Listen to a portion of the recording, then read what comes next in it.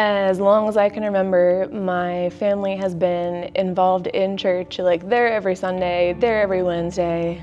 Going on Sundays, being a part of things was a big part of our family culture and a huge part of my life. And this was the example that my parents set. The youth group at my church was a huge part of growing my faith. And that is actually where I met my first husband. We were in youth group together, we did camp together. Cut to 2008, we've been dating for about 2 years, engaged for 6 months, and it's time to get married. I'm barely 20 years old.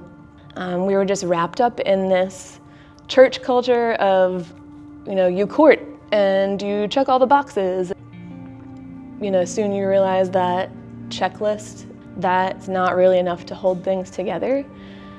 2 years into our marriage, we actually were heavily involved in planting a church. Anywhere there was a hole on Sundays, 2 of us were involved plugging that hole, volunteering our time. On the outside, it all looked great, but there were a number of mental health issues that ran in his family, and at the age that we entered into this partnership, neither of us had good tools for communicating. In his mind, our careers were a competition with each other, and any success of mine was a reminder to him of how he was struggling, or in his mind failing at what he wanted to do. He would tell the people in our circles, tell the people in our lives that I was just putting on a show to look good at church. I was going on this mission trip because I wanted the celebration and I wanted the recognition. It was rough. It built up over the years. This negativity, the competition, the neglect. In church community, you don't always feel like you can be vulnerable about those things. You don't feel like you can share when things are going wrong. Everyone silently agrees that you don't share your crap. I didn't realize how much damage had been done until someone else appeared in my circle that was encouraging and positive and made me feel valued and made me feel beautiful, and it was so easy to just slip into a relationship with him instead. The signs were there, and my husband, he asked me one day, "Hey, who is this guy?" And I was tired. I just was like, you know what? I'm just gonna tell him the truth. I'm gonna tell him everything. I had an affair with him. He said,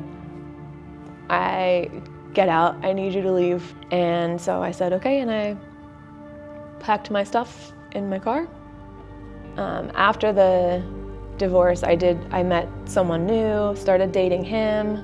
Of course, he wasn't on the same page that I was with Jesus, but at that point in time, I wasn't on my page with Jesus either. I just completely walked away from it. I'm really feeling that foundation that I had built in my childhood with my family, at the church I grew up in, and at the church we planted that had just recently hurt me.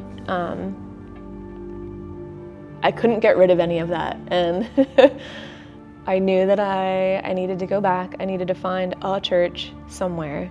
I needed to break up with this guy that I was dating because he was not going to be on the same page with me as I started to dig back into my faith again. Cue March of 2017, Easter Sunday at Collective. The progress from that Easter Sunday was very rapid. By May, I was plugged into one of our small groups. I walked into that small group that night and decided that I was going to be vulnerable about my struggle.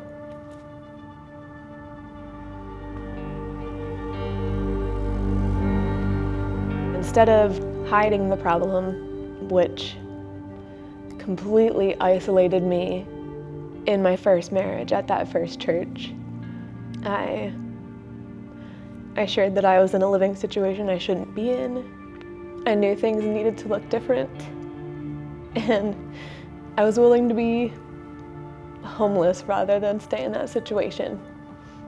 In my experience, you're never the only one.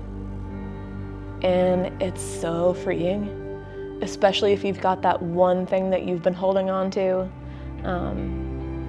The minute that you share that with someone, the minute you get that off your shoulders, the freedom's real.